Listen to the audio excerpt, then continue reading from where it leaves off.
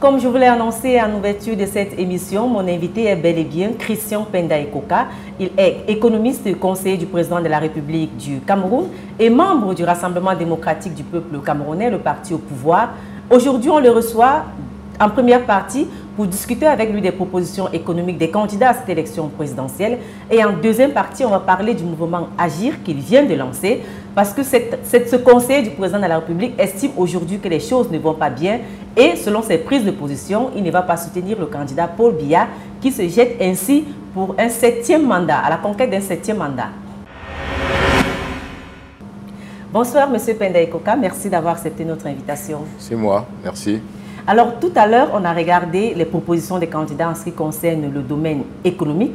On ne va pas tous les analyser, mais quelques points qui ont retenu notre attention, on va essayer d'en parler. Commençons par Maurice Kamto, dont la proposition a été la première à être présentée dans cet élément de nos collègues.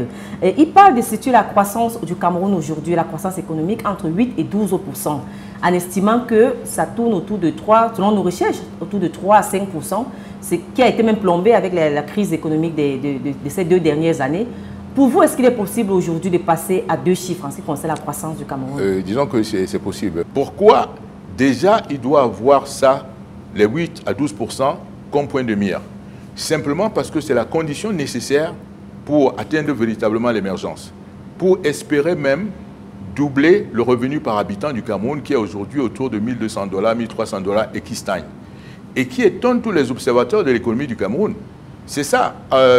Pourquoi ça étonne? Parce qu'il y a un grand paradoxe entre le potentiel que ce pays a, n'est-ce pas, et le fait que la réalité, il génère 1 200 $ de revenus par habitant.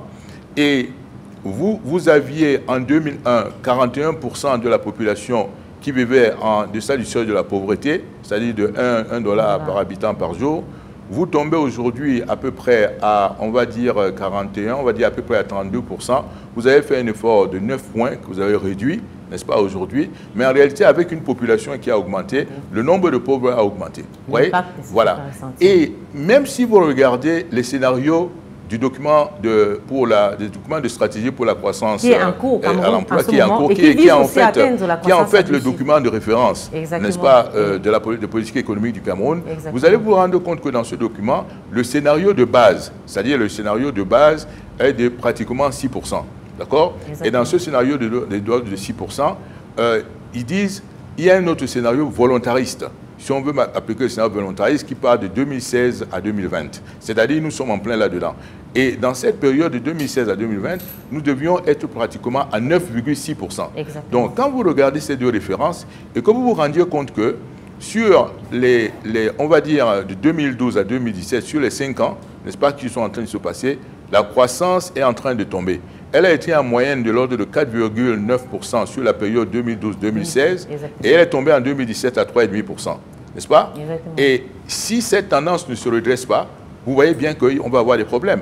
Donc tout candidat qui vient dans ces conditions a intérêt à s'intéresser à ce taux de croissance parce qu'il va avoir une corrélation entre ce taux de croissance, n'est-ce pas, et la dynamique de prospérité du pays.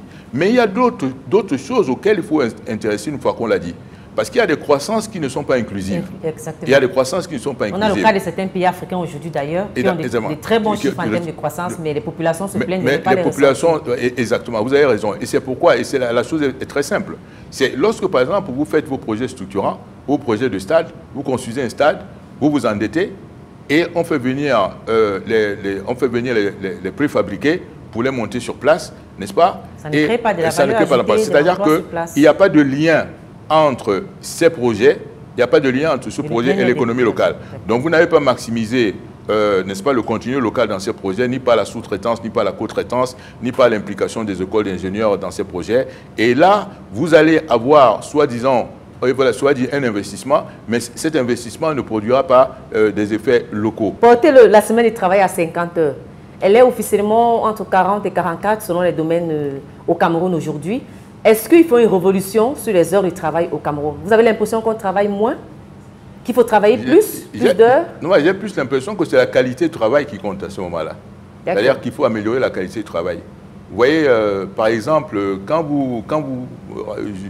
dans l'administration judiciaire, par exemple, pour prendre ce cas-là, il y a des moments, les gens veulent écrire une grosse, on recommence. Et pour faire une grosse de justice, ça va prendre du temps. Alors que quand ce format de grosse sera déjà enregistré, la personne qui devra faire la grosse, n'est-ce pas, sortira simplement le formatage. Et après, elle remplira la grosse. Et puis, quand ça remplit, ça le fait. Et puis, c'est signé. Et puis, on stocke l'image numérisée, n'est-ce pas? Et moi, j'ai eu des situations où on va vous dire que non, la grosse est perdue. Ou le procès verbal est perdu. Exactement. Ah ben, ok, ils ne diront plus ça.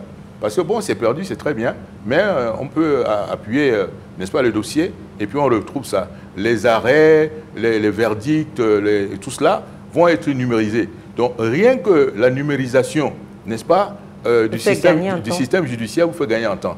Et puis tous les magistrats du Cameroun, toutes les cours, tous les tribunaux du Cameroun seront connectés à un serveur, de manière que même si le gars est à Ngouloumakong, ou l'autre qui est à Molundu, et l'autre qui est à Guidère, s'il veut avoir accès à un arrêt ou à une quelconque décision de justice, il suffit de taper, ça ressort. Et il peut regarder. S'il veut même consulter un certain nombre de documents, il le fait. Donc vous voyez, rien que les TIC améliorent la manière dont vous travaillez et nous font gagner en temps. Mise en place d'un dispositif de soutien aux entreprises chez Akeremouna. Cette proposition, je l'ai mise en commentaire parce qu'elle existe déjà, par exemple, une banque des PME. Il y a un certain nombre de réunions, de consortiums qui sont organisés, de cadres de réflexion pour voir comment est-ce qu'on peut aider les PME à créer plus de richesses et à ne pas croupir sous le poids des impôts, des procédures administratives lourdes. Mais on a toujours l'impression que ça n'avance pas comme il faut. Qu'est-ce qu'il faut faire, M. Penda Ikoka, sur ce point précis? Alors, sur ce point, par exemple, vous avez, chez nous, c'est la proposition en fait concerne l'environnement des affaires. Vous voyez, cette structure qu'on appelle le Cameroun Business Forum. J'étais présidé par le Premier ministre du Cameroun d'ailleurs. Exactement. Bon, je suis obligé de répéter des choses que j'ai déjà dites, mais je pense que c'est pour l'information. En fait, j'avais gagné ce marché. C'était le même marché que j'avais gagné avec la Banque mondiale et la Société financière internationale pour créer le Cameroun Business Forum et améliorer le mécanisme de dialogue entre le secteur public et le secteur privé, avec pour objectif d'améliorer l'environnement des affaires. Parce que quand vous demandez aux hommes d'affaires, une enquête a été faite qui demandait aux hommes d'affaires qu'est-ce qu'il fallait améliorer, n'est-ce pas? Qu'est-ce qui était vraiment un obstacle dans leur environnement d'affaires, la conduite de leurs affaires? Premier point, c'était les impôts, c'est-à-dire la complexité du système fiscal. Deuxième point, vous voyez, vous aviez des problèmes au niveau des tracasseries administratives. Troisième point, vous aviez... Non, je pense que le deuxième point, c'était même l'offre énergétique, c'est-à-dire les problèmes d'énergie. Troisième point, les tracasseries administratives. Ensuite, vous avez les problèmes de financement. Je m'attendais à voir la corruption là-dedans, mais pour les hommes d'affaires, la corruption venait peut-être vers le sixième niveau. Naturellement, parce que peut-être eux ne font pas la corrélation entre la corruption, n'est-ce pas, et les lourdeurs administratives. Parce que si quelqu'un attend un retour sur votre dossier, il va le classer. Exactement. Il ne va pas le faire avancer. Ou alors parce que nous aimons bien ça. Quand on a soudoyé quelqu'un et qu'on a obtenu son service, on s'en va rester dans son coin. Ce qu'il y a de malheureux chez nous, c'est que les hommes d'affaires vont en rang dispersé. Exactement. Une fois que chacun, comme vous le savez, a obtenu son petit avantage, sa petite rente, son petit privilège, il s'en va et reste dans son coin. Le collectif ne compte plus, l'intérêt commun. L'intérêt commun ne compte pas. Ils ne savent même pas faire un intérêt de groupe. N'est-ce pas? Même si vous faites le Ndjangi, il vaut mieux aller négocier comme les membres d'un Ndjangi que d'aller négocier individuellement. Parce que là, vous faites pression. Même ça, ils n'arrivent pas à faire un front uni, mais monsieur, ne serait-ce que pour la défense de l'entreprise. C'est un sujet qui est important parce qu'on a vu justement que le patronat, l'une des plus grandes organisations patronales au Cameroun, veut faire des propositions, poser ses exigences aux différents candidats à cette élection. Mais est-ce que ça reste objectif une fois que le président même de cette organisation... Vous avez vu ça où? Il a été annoncé qu'ils vont le faire. Mais vous les avez vus? Ça va arriver. Mais si ça ne sort la pas, question, c'est que le président de cette organisation, son nom figure dans l'équipe de campagne d'un des candidats en liste. Comment est-ce qu'on gère ça? Est-ce qu'à ce moment-là, le patronat peut vraiment parler d'une voix neutre? Mais c'est bien collectif? C'est bien de cela qu'il s'agit. C'est bien de cela qu'il s'agit. Je suis en train de vous dire que nous avons des problèmes structurels qui sont quand même extraordinaires parce que vous vous mettez même en position de vous neutraliser vous-même. Vous vous mettez en position de vous neutraliser vous-même. Mais là, ce que vous ne dites pas, dans quel pays du monde vous avez vu que le président d'une chambre consulaire est nommé par décret? À votre avis, l'agriculture aujourd'hui au Cameroun, chaque fois on dit qu'on a un grand potentiel, ce n'est pas seulement agricole, énergétique et tout ça, mais on a des candidats justement qui ont insisté beaucoup sur le point de l'agriculture. Maurice Kamto qui compte créer, je crois, près de 5 millions d'emplois. Joshua Ozi qui promet 10% du budget qui sera accordé à l'agriculture. Pour le moment, il est de 4. Qu'est-ce qui empêche aujourd'hui au régime en place d'augmenter, qu'est-ce qui a empêché d'augmenter ce budget? Puisqu'on a l'aune d'un autre septennat. Pourquoi le budget de l'agriculture ne peut pas passer à 10%? Rien ne l'empêche et je veux dire que vraiment, j'insiste beaucoup sur la façon dont les gens travaillent. Vous avez vu tout à l'heure, j'insistais beaucoup sur la qualité de travail parce qu'elle est liée à l'efficacité. Exactement. Mais si vous utilisez le budget là pour faire les tracteurs de Boloba, vous voyez ce que je veux dire? Je comprends. C'est-à-dire que vous allez faire des investissements qui ne sont pas pertinents par rapport à ceux dont les gens ont besoin. Ou bien si vous utilisez cet argent pour aller faire un abattoir à Bafang, et pas dans le MIFI où il y a l'élevage, vous ferez votre abattoir à Bafang avec, justement, vous avez augmenté le budget, vous faites l'abattoir à Bafang, mais après, l'abattoir de Bafang va rester oisif exactement comme il est là. Une fois de plus, le chiffre en lui seul ne signifie rien. Non, le chiffre en lui-même ne veut rien dire, ne résout pas le problème. Il faut être très préoccupé par l'impact que les projets peuvent avoir. Parce qu'il y a des moments, ce n'est pas juste une question de volume, ce n'est pas une question, et c'est ce que j'ai souvent dit que, non, si vous avez des feuilles de route avec des indicateurs, je les appelle des indicateurs d'impact. Il faut toujours mesurer s'il y a impact sur les populations. Quand, par exemple, le chef de l'État dit « je veux augmenter le taux d'accès des populations à l'électricité », il y a plusieurs façons de le faire. Mais pourquoi vous choisissez toujours les façons les plus chères et les plus coûteuses? Il y a des façons qui sont très simples. J'expliquais l'autre jour que, par exemple, le réseau de transport aujourd'hui, il y a des pertes qui sont de l'ordre de 30 à 35%, c'est-à-dire les pertes commerciales et les pertes par effet joule. Et il suffit de réduire ces pertes, par exemple de 30-35% à, on va dire, à 15%, n'est-ce pas? C'est comme si vous veniez de construire une nouvelle centrale thermique, simplement. Mais vous préférez prendre l'option d'aller construire le barrage de Meking, rien que, on va dire quoi, 15 MW, qui était annoncé en 2011 à 25 milliards de francs CFA. Aujourd'hui, ça a explosé à 100 milliards de francs CFA et ça ne résout aucun problème. Au contraire, c'est de l'argent mal dépensé. Nous avons beaucoup de situations où l'argent est mal dépensé. Et c'est pour ça que vous voyez dans le dernier rapport de la Banque mondiale concernant les dépenses publiques, vous avez là-dedans quelque chose qui est très indicatif de cette situation. Nous dépensons toujours beaucoup plus que les autres ne dépensent dans les infrastructures. Et nous avons toujours des délais, n'est-ce pas, des délais de réalisation beaucoup plus longs. De l'ordre de 5 à 10 ans, n'est-ce pas, dans quelque chose qui devait prendre de 3 à 4 ans. C'est une façon, vous avez l'expérience aujourd'hui avec le deuxième pont sur le bruit, avec d'autres choses que vous avez fait. Donc vous voyez que c'est la manière de travailler. Et cette manière de travailler commence déjà par recourir systématiquement aux appels d'offres. Souvent, on ne recourt pas aux appels d'offres.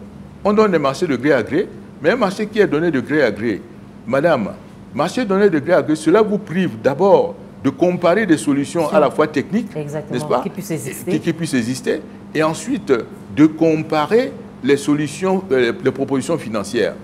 Donc, ça vous enlève cette possibilité. Un, d'avoir les meilleures solutions techniques. Deuxièmement, n'est-ce pas, d'avoir des projets qui ne coûtent pas extrêmement cher.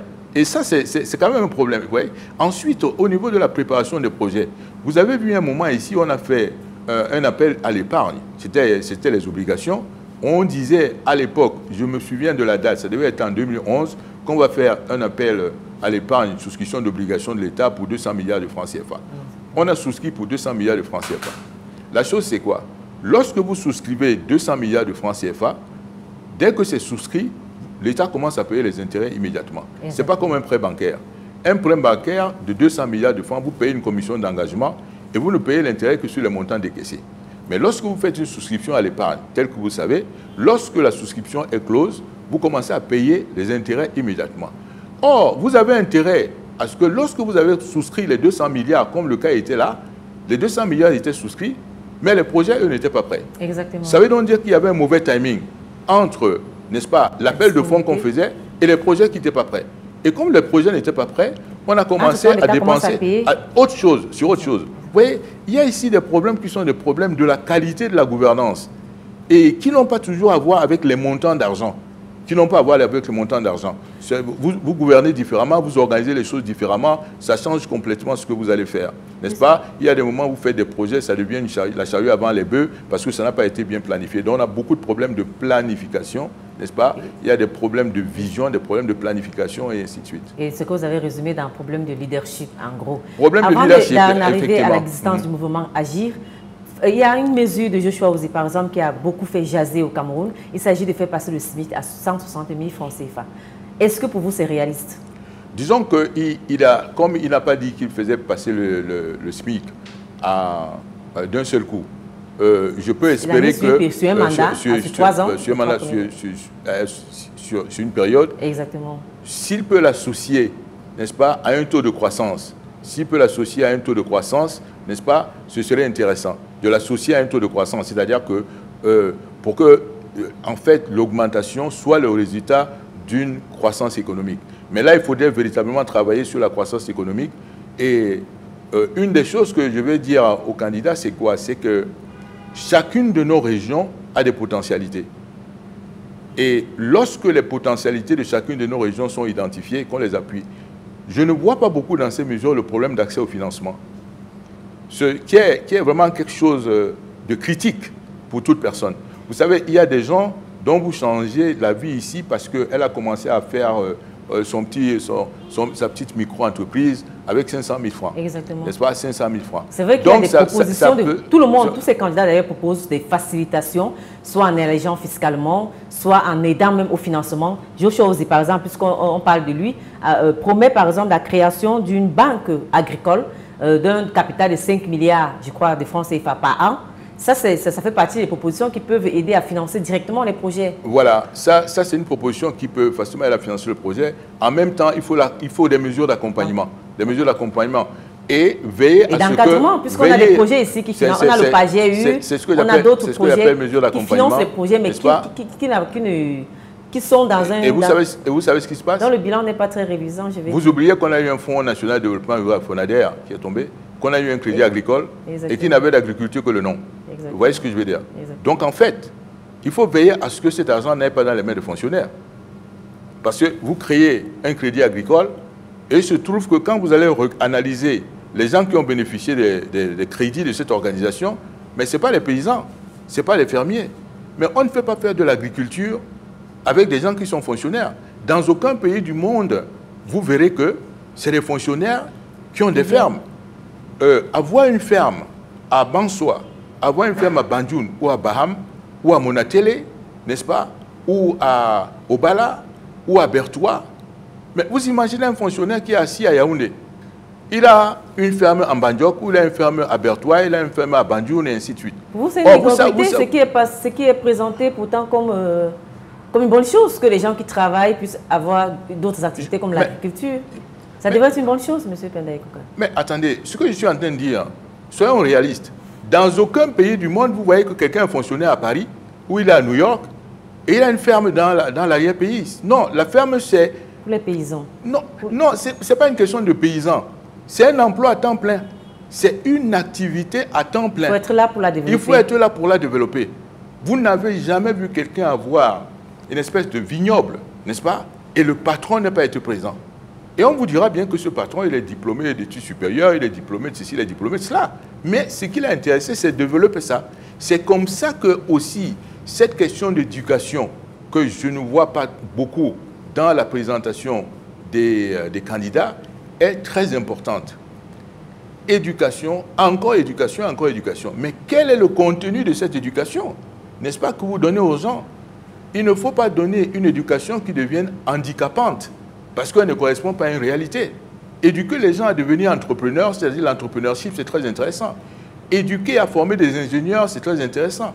Éduquer à ce que les gens sachent créer les entreprises, c'est très intéressant. Éduquer à techniciens, c'est ce que vous voyez dans tous ces pays qui sont développés en Asie, dans les pays d'Asie, que ce soit le Japon, que ce soit l'Inde, que ce soit la Chine. Vous voyez que l'éducation, les filières techniques, les filières professionnelles ont été vraiment célébrées et ça a changé les gens. Et quand quelqu'un a une ferme, ce n'est pas un rebut de la société. C'est quelqu'un qui a décidé d'avoir la ferme et qui a décidé que, bon, moi, je m'en vais vivre dans la périphérie de la ville où je m'en vais...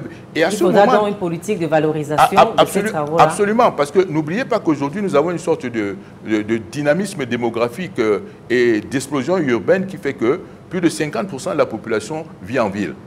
Alors, vous avez besoin d'être nourri, vous avez besoin d'être logé et vous avez besoin d'avoir des loisirs et un certain nombre de choses comme ça. Parce qu'on est en ville. Mais quels sont ceux qui vont permettre de l'avoir? C'est ceux qui pourront avoir justement ces fermes il faut qu'il y ait un lien. Il faut qu'il y ait un lien entre les mégalopoles, n'est-ce pas, et les villes secondaires. Et c'est ce lien qui va faire que les populations pourront être fixées, n'est-ce pas, dans le monde rural. Et une fois que les populations seront fixées, ça rendra la vie viable, autant pour les gens qui sont en ville que pour les gens qui sont en campagne. Donc pour vous, c'est les jeunes, ça va donner de l'espoir qu'au fond, je peux avoir ma petite ferme. Si c'est un garçon, je suis là avec ma copine ou ma femme, n'est-ce pas, on est en campagne et on vit décemment. Il ne faut pas leur donner des propositions en disant il faut aller faire de l'agriculture comme si c'était un pis-aller. Non, ça doit devenir une proposition viable. Et elle peut l'être. Quelqu'un peut vivre d'une ferme avicole. Et moi, j'ai des stratégies qui font en sorte que dans chacune de nos régions, il y a la possibilité de le faire. Regardez par exemple ce que vous avez fait. Il y a ce qu'on appelle des effets de réseau, c'est-à-dire les technopoles. Buea Silicon Mountain. Buea Silicon Mountain, si dans chacune de nos régions, on peut avoir ce genre de choses. Et l'État peut créer une dynamique pour promouvoir ce genre de choses. Et vous savez que ces jeunes gens qui font ces startups-là, ils sont connectés avec l'extérieur. Exactement. Ils exportent leurs services à l'extérieur. Nombreux d'entre eux ont créé des applications qui se vendent très bien, qui se développent très bien aux États-Unis. Il faut davantage. Alors, mais quand vous les entendez parler, si vous les interviewez, ils vont vous dire qu'ils n'ont pas d'appui, par exemple, depuis le financement, ils n'ont pas d'appui. Vous comprenez ce que je veux dire?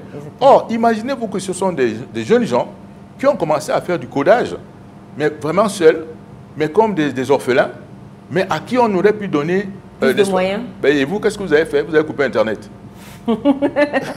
C'est cette note un peu provocatrice de toutes les façons que nous allons mettre un terme à cette première partie d'interview et on revient pour parler du mouvement Agir. Bon retour sur ce plateau. Monsieur Christian Penda Ikoka, vous l'avez dit dès le départ, vous avez toujours été un homme assez libre d'esprit. Vous avez toujours dit ce que vous pensez. J'aimerais rappeler que lorsqu'on faisait nos recherches, par exemple, on s'est rendu compte que le parti au pouvoir, le Rassemblement démocratique du peuple camerounais, vous a fait signe d'ailleurs une première fois, je crois que c'était en 90, 91, 92. Pour adhérer à 92, pour adhérer au parti, vous avez refusé. Vous viendrez plus tard, oui, en 96, je crois. Voilà, donc c'est juste pour dire que vous avez toujours eu cette position-là assez libre. Mais là, maintenant, on se dit, bon, on est en pleine campagne électorale. Pourquoi maintenant le mouvement Agir? Pourquoi maintenant? Parce que c'est le moment. C'est le moment, c'est un moment critique. Pour vous, quels sont les critères sur lesquels vous vous êtes basé pour estimer que ça va, que c'est le moment crucial? Vous voyez, c'est la courbe qu'on est en train de prendre là du point de vue de la croissance. Si nous ne redressons pas ça, ce sera perdu. Mais vous pouviez conseiller le président Paul Biya, puisqu'il est candidat pour un 7e mandat, non, parce que moi, je demande pour lui montrer comment redresser la barre. Non, là, vous avez décidé. Moi, je demande au président, j'explique cette affaire. Si vous voyez, c'est comme une famille. Dans une famille, avec un père qui a vraiment travaillé dur, hein, n'est-ce pas, pour le pays, il y a un clan qui est en train de lui demander de rester. Mais ce clan qui est en train de lui demander de rester, c'est pour son propre intérêt. En fait, ils sont en train de le prendre pour leur agneau sacrificiel, pour leur agneau expiatoire, pour leur bouc émissaire, pour les protéger. Et je ne sais pas de quoi, c'est eux-mêmes qui savent pourquoi ils le font. Mais ils veulent le tuer au labeur. Alors que l'autre camp auquel j'appartiens, lui dit, vraiment, vous avez fait 50 ans au service public, c'est énorme. Vous méritez de vous reposer. Et d'ailleurs, je dis toujours que quand il sera en Vomeka à ce moment-là, bon, j'irai le voir et je lui dirai comment rédiger les mémoires. Parce que finalement, il risque même un jour de partir. On n'aura pas la chance d'avoir ses mémoires. Et c'est ça le gros héritage qu'on doit avoir de lui, de pouvoir dire quelque chose. Vous, je trouve ce camp que ce sont des assassins. C'est ce que je suis en train de dire. C'est pour ça que je me bats. Je ne me bats pas contre le président. Je me bats contre ce camp-là. Je veux, je veux qu'il ne se représente pas, qu'il ne gagne même pas, parce que c'est une mesure salutaire pour le pays, n'est-ce pas? Il faut qu'il écrive ses mémoires. Et les gens sont en train de faire en sorte qu'il ne pourra pas écrire ses mémoires. Parce que quand il écrira ses mémoires, vous saurez beaucoup de choses. Comprenez? Donc vous comprenez ma stratégie là? Absolument. Oui, il y a beaucoup de choses qui se disent sur la façon avec laquelle le président de la République du Cameroun fonctionne. Oui. Est-ce que vous, en tant que conseiller, c'est juste un titre fictif ou alors vous avez la possibilité de lui faire des notes, de savoir s'il vous lit, non, ce n'est pas un titre même s'il n'applique pas? Non, ce n'est pas un titre fictif. Parce que d'abord, quand je suis arrivé au palais il y a 8 ans, bon, je me suis rendu compte que, et c'est là où à ce moment les gens ont commencé à s'étonner, parce que, j'ai dit, ici il y a un vide de stratégie. Il n'y a pas de stratégie, alors que là, ça doit être le cœur de la stratégie du Cameroun. le cabinet civil, vous le connaissiez que par les aspects protocolaires, les aspects d'intendance, et ainsi de suite. Alors que moi, je me rendais compte que c'est ça le centre d'impulsion. Ça doit être le véhicule qui porte le projet présidentiel, projette le projet présidentiel, n'est-ce pas, et qui doit veiller à ce que le projet présidentiel se réalise.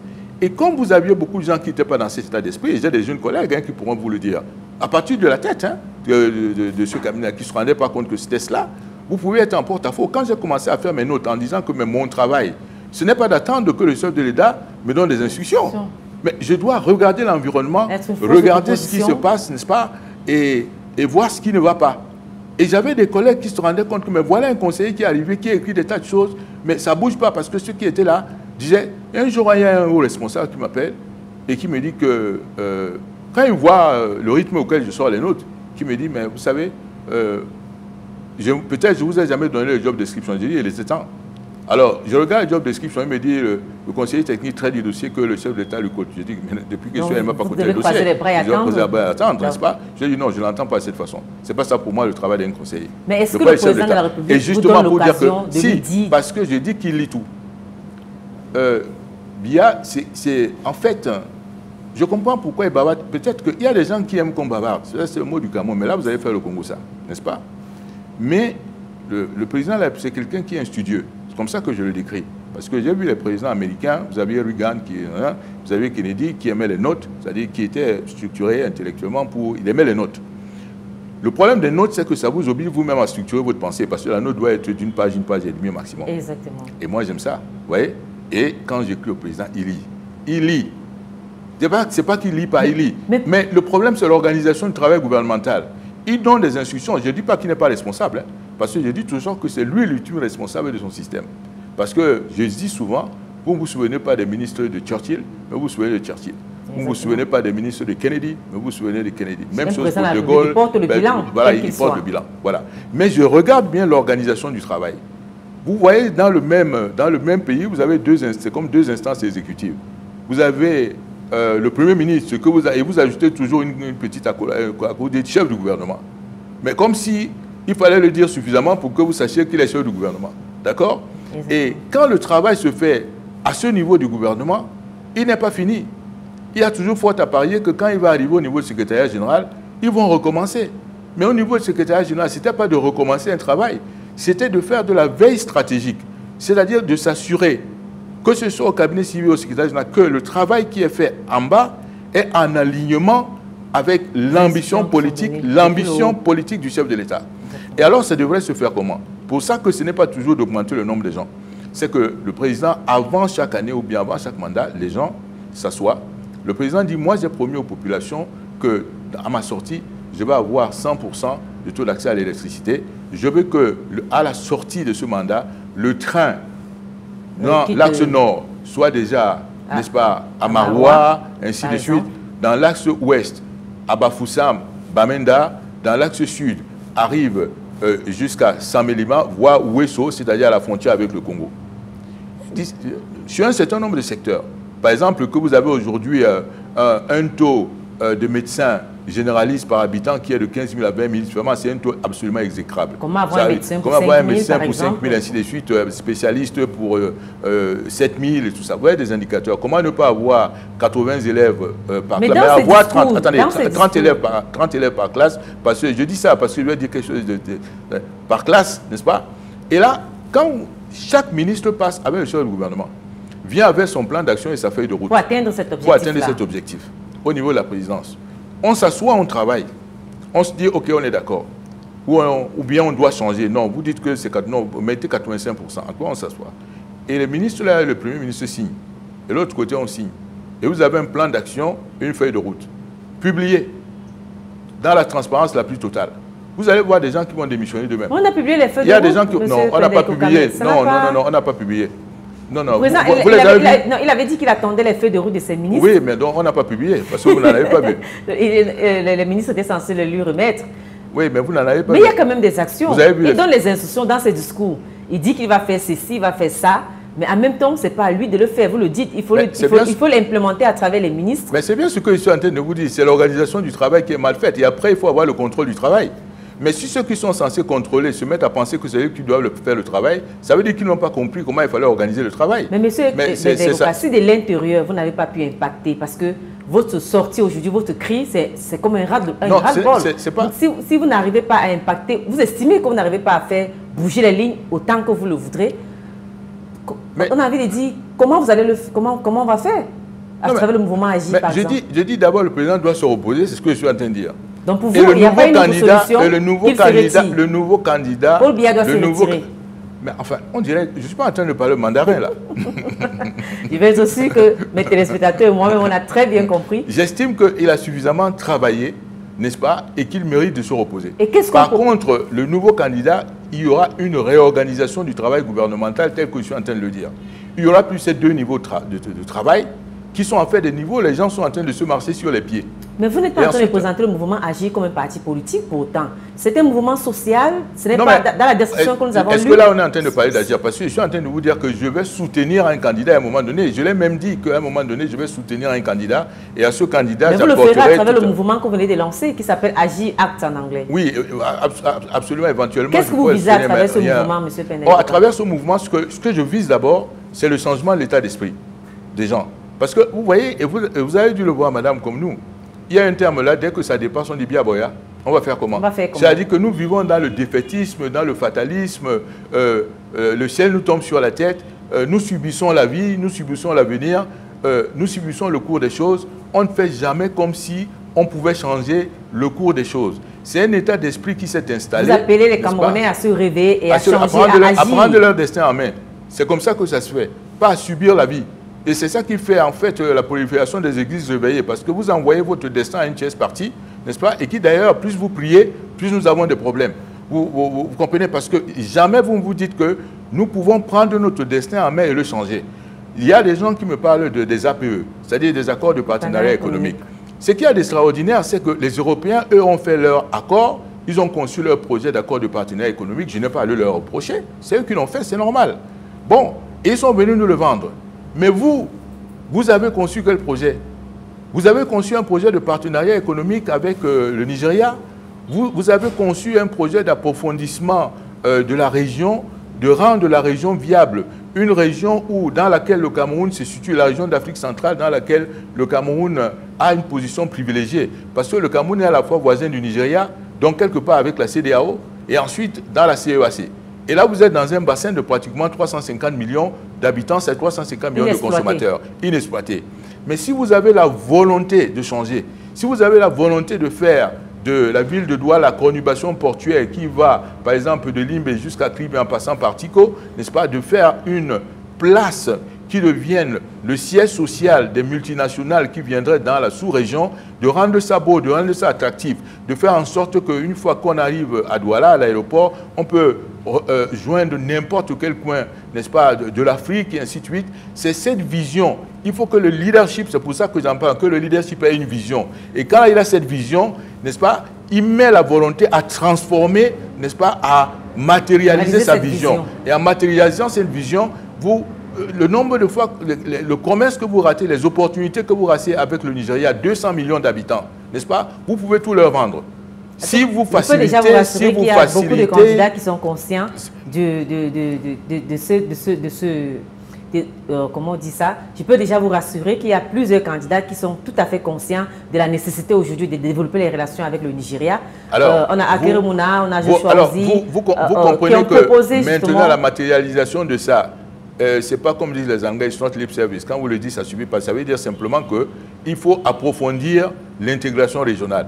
Et vous avez des choses comme les mécanismes de compensation. Vous l'avez proposé, M. Pendai Koka, parce que de nombreux acteurs économiques au Cameroun, même lors des discours rassemblant des chefs d'État de la sous-région ou avec l'Afrique de l'Ouest, ont estimé qu'il était presque utopique de penser qu'on allait faire des échanges avec l'Europe en laissant le Nigeria à côté. Tout le monde le sait depuis des années, mais personne n'a jamais matérialisé cela. Personne ne bouge.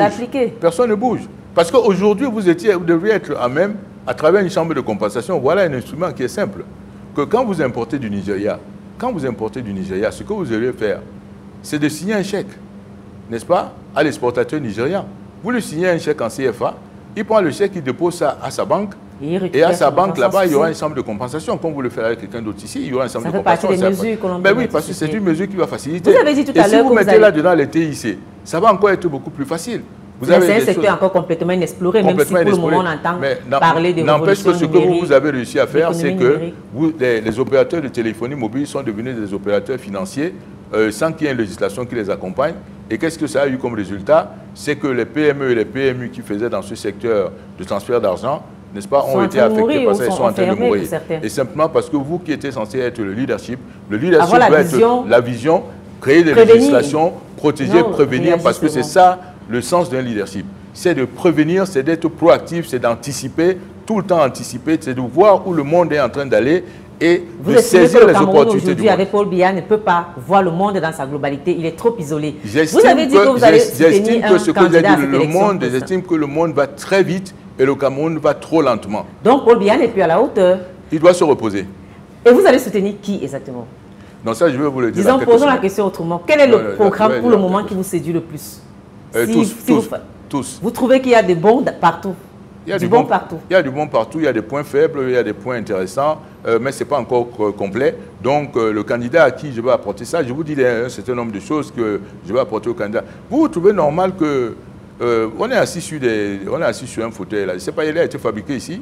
On n'est pas sûr. Bon, voilà, on n'est pas sûr. Mais par contre, vous exportez le bois brut. Vous exportez le bois brut. Et qui devient totalement travaillé et beaucoup plus cher. Or, 1 mètre cube de meubles vaut 8 à 10 fois 1 mètre cube de bois en grume.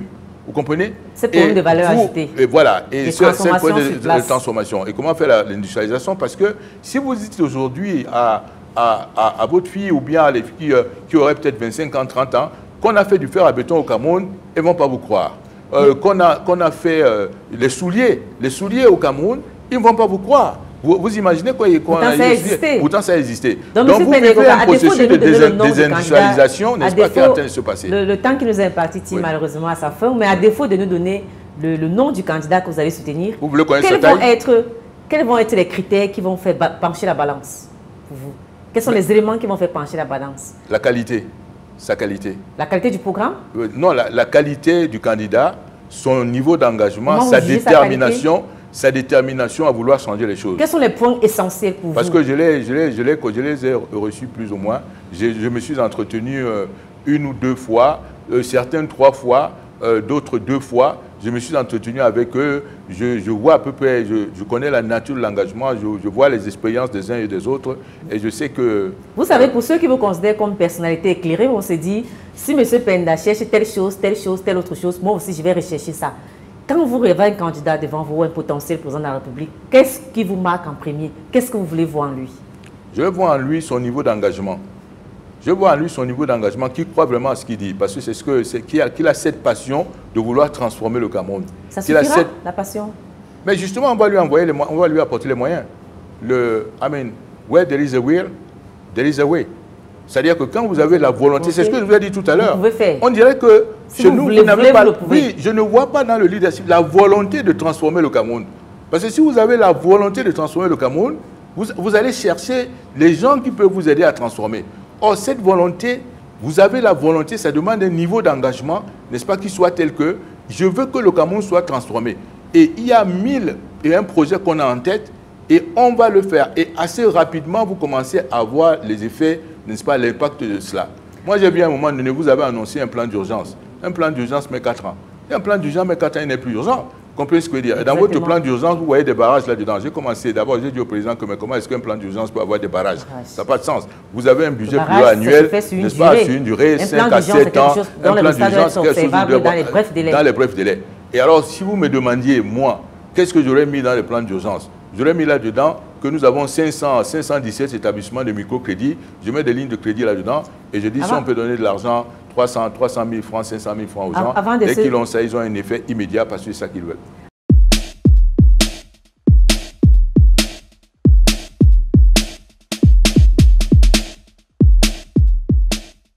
Celui qui a obtenu le meilleur score à ce moment, après avoir confronté notre choix et le choix des tiers, c'est Maurice Kamto.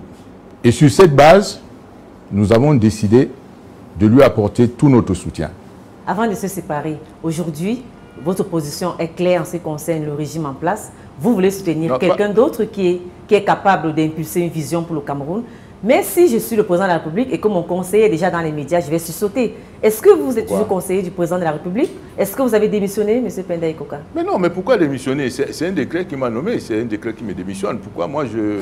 Mais j'ai toujours fait ça. Hein. On se sera attendu de manière logique que si vous prenez cette posture, vous démissionnez, vous déposez vos démissions en disant au président de la République, je ne suis plus d'accord avec ce que vous faites. Mais pourquoi vous je ne pense plus que vous êtes capable de diriger le Cameroun. Pourquoi vous ne dites pas que votre conseiller a dit ceci, démissionnez-le? Il peut aussi le faire, ce n'est pas unilatéral. Merci M. Penda Ikoka d'avoir accepté notre invitation. C'est moi.